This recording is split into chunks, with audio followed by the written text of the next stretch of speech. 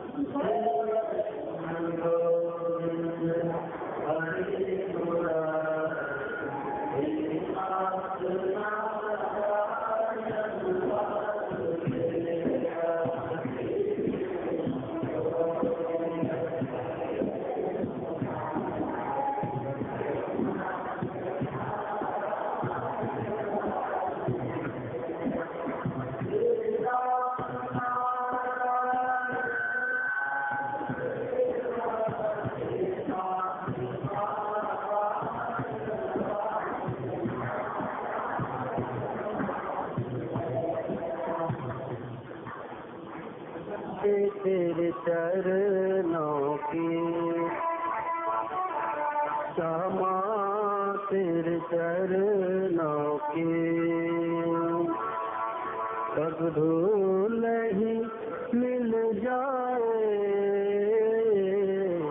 सच कहती हूँ बस मेरी तकदीर बदल जाए, राधे तेरे चरणों की।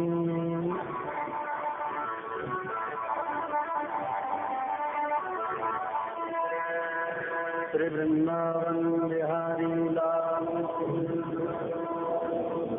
ओम राम कृष्ण कृष्ण हरे हरे, हरे राम राम राम हरे हरे, हरे कृष्ण कृष्ण कृष्ण हरे हरे, हरे राम राम राम हरे हरे।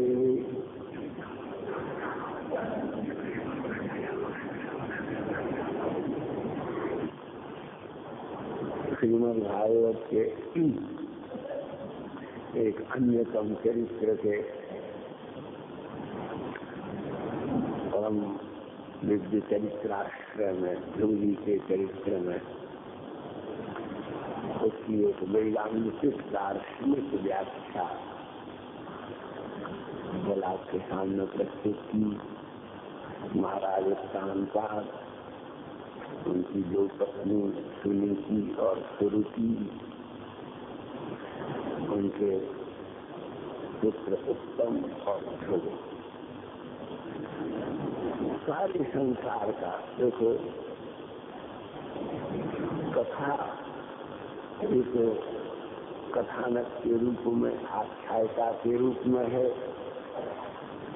लेकिन जैसे कलसे में, दादर में गंगा जल भरते हो, एक बोतल में कितने प्रकार कोई आसन भरते हो, कोई वस्तु भरते हो, ऐसे याद रखिए कि श्रीमद् भागवत की कथाओं की बोतल में संपूर्ण वेद वेदांत के सिद्धांतों के सार भरे हुए हैं। अब कोई कथा बांटे नवमत स्कंध में फलाने का बेटा फलाना, फलाने का बेटा फलाना, फलाने का बेटा फलाना, इसका तात्पर्य क्या है? किस तत्व से? यहाँ बहुत से बेटियां हैं, आप लोगों में भी कई लोग हैं केमिस्ट्री जिन्होंने पढ़ी है। अब केमिस्ट्री में एलिमेंट्स हैं। हम जब पढ़ते थे तब खाली 99 एलिमेंट्स थे। अब तो सैकड़ों, नई नई खोज, नई नई डिस्कवरी, नई नई इन्वेंशन, नई नई रिसर्चेस।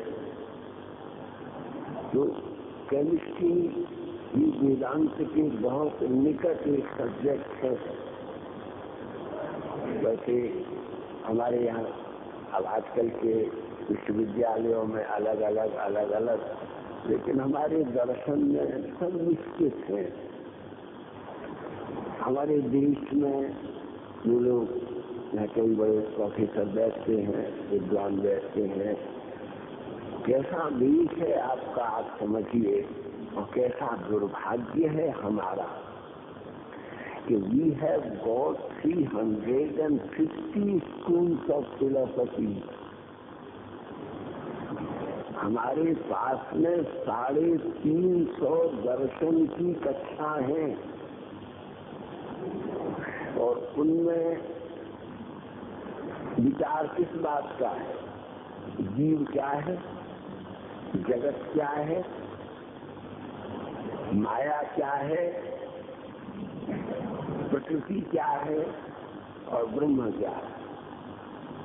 जीव, जगत, प्रकृति, माया और ब्रह्म। और उसको दो शब्दों में कहें तो क्या क्या विद्या से युक्त है, क्या क्या अविद्या से युक्त है। अविद्या माने माया, अज्ञान, अज्ञान का मुख्य अहंकार और आसक्ति। ज्ञान का फल अज्ञान से मुक्ति, आसक्ति से विमोचन, अहंकार का निवारण और ब्रह्म चैतन्य में निर्वाण। इन सब विचार है। परंतु ये केवल प्रवचन करने से हृदयंगम नहीं होते। कक्षा में बैठ करके विद्यार्थी बन करके अथवा साधक बन करके इनका चिंतन, इनका मनन, इनके तत्वों का अन्वेषण, उद्घाटन, इनका निधिध्यासन। लेकिन सबसे बड़ी बात है कि जीवन में इनका आचरण, प्रैक्टिकल लाइफ में, दैनिक जीवन में आप धर्म का कितना आचरण करते हो। धर्म के नाम पर खून बहाते हो, धर्म के नाम पर लड़ते हो, धर्म के नाम पर बहस करते हो, बार बार डिस्कशन करते हो। धर्म का इन बातों से कोई मतलब नहीं। धर्म का आचरण और उस समय आचरण जब आपत्ति में हो, जब विपत्ति में हो, जब अभाव में हो, जब प्रभाव में हो, जब संसार तुम्हारे ऊपर विकार दे रहा हो, समस्या दे रहा हो, संघर्ष दे रहा हो, तुमको तुम्हारे जीवन में तुम्हारी उन्नति में बाधा उपस्थित कर रहा हो, उस समय तकलीफ उठा करके भी अपने धर्म का अर्थात अपने स्वभाव का जो सही रूप में आचरण करते हैं, वे मृत्यु के समय अवश्य में परम शांत, परम श्रेय में होकर के अवश्य में भगवान के चरणारविंद प्राप्त कर लेंगे।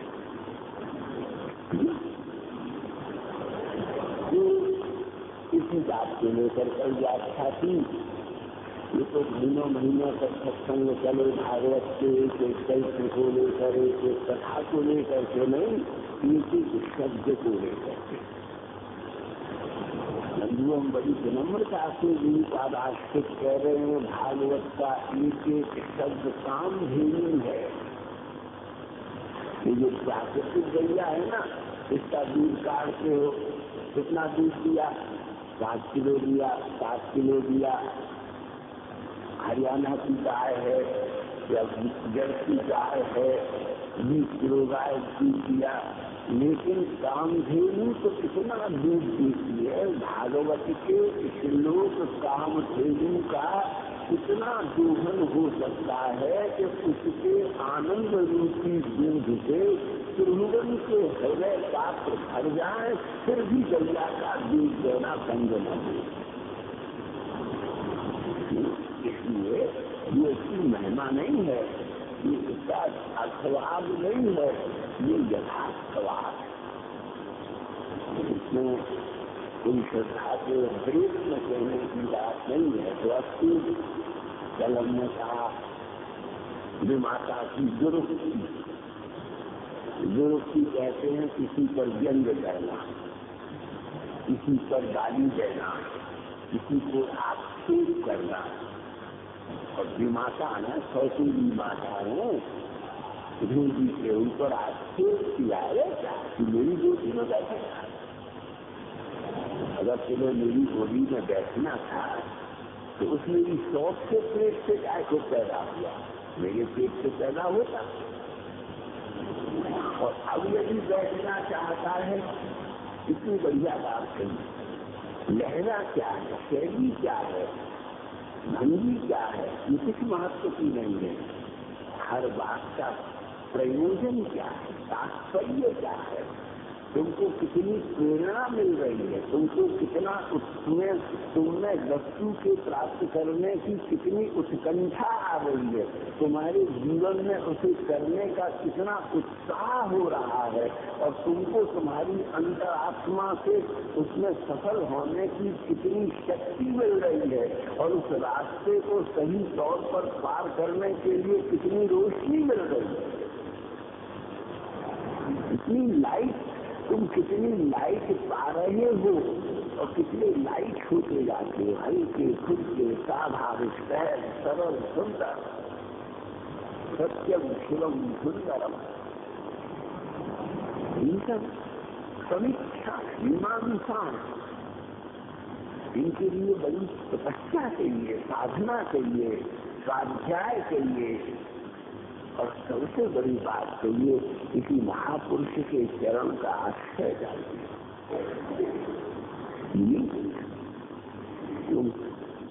माता ने दुरुक्ति की, दुरुक्ति माने माता ने कहने में तो लहरा बड़ा बुरा था, लेकिन जो बात कही गई वो ऊंची से ऊंची। अरे भाई, अगर तुम अपने पिता की गोदी में कहना चाहते हो, यज्ञा रोहणापेक्ष से हवाम चतुस्त्रयी के, अपने पिता की गोदी में चढ़ने का यदि तुम्हारा मन है तो ऐसे नहीं कर सकते, उसके लिए तप करो। हम लोग तप नहीं करते, तपते तो हैं, वासना में तपते हैं, we become very ambitious, desirous, but we never make any proper effort, and when the effort is not there, it's imagination, it is not possible to achieve और attain any particular thing which you are intending to have.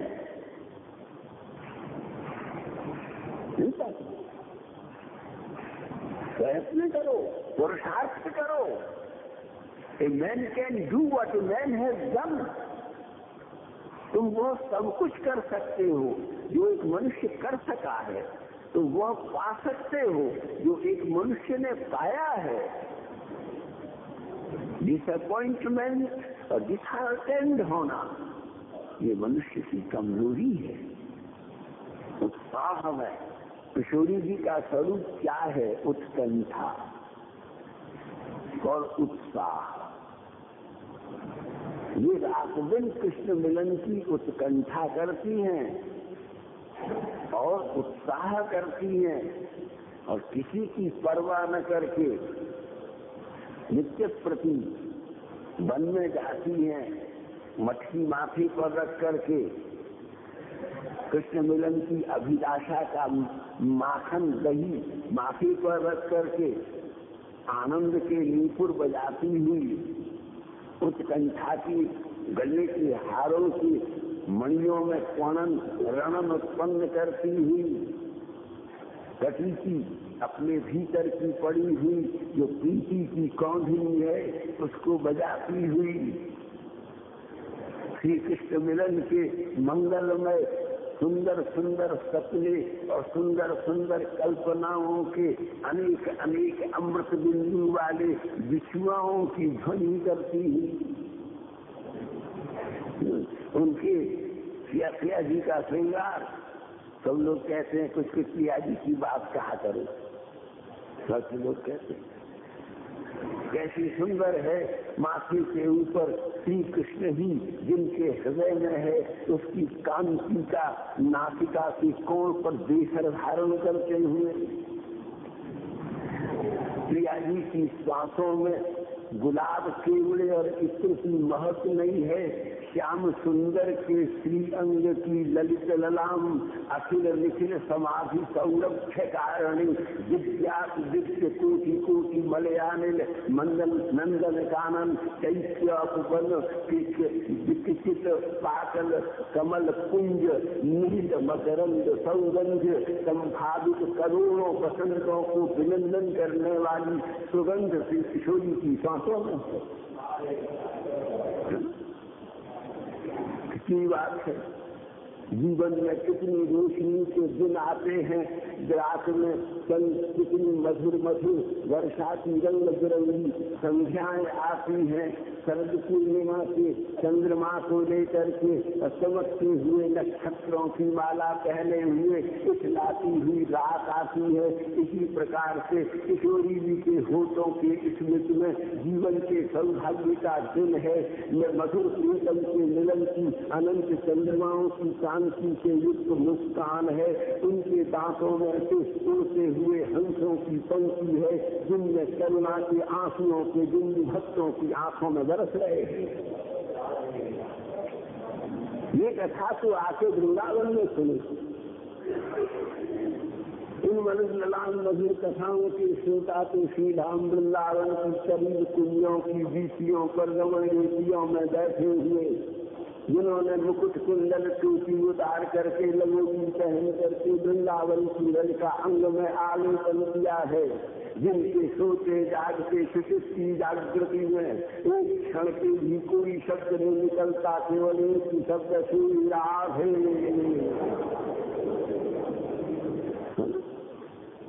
उस भाव विलिसी की भूमिका में प्रिया जी का गमन क्या है, प्रियतम के मिलन की उत्कंठा, उनकी बाहों का प्रसारण क्या है, कृष्ण मिलन का उत्साह, उनके मधुर वचनों को कौन बोल रहा है। पंचम स्वर में स्थायी स्वर में कोकिल बोल रही है, बुला रही है, आगम्यताम आगम्यताम आगम, हे कृष्ण आओ, हे कृष्ण आओ। यही पंचम स्वर की वृंदावन की कोकिल प्रिया जी की सांसों में श्री कृष्ण का आवाहन है। प्रियतम की प्रिया जी की झुकी हुई नाक की कोण में जो बेसर का मुख क्या है, वो श्री श्याम सुंदर की याद की आई हुई मुस्कान से खुले हुए होठों में से चमकते हुए वो दांत के मोती है, जिनको चुगने के लिए नाक का तोता झुका हुआ है। वृंदावन की इस रस माधुरी का एक छोटा सा नमूना आपको दिया, पर इसके लिए बड़ी गंभीर श्रद्धा।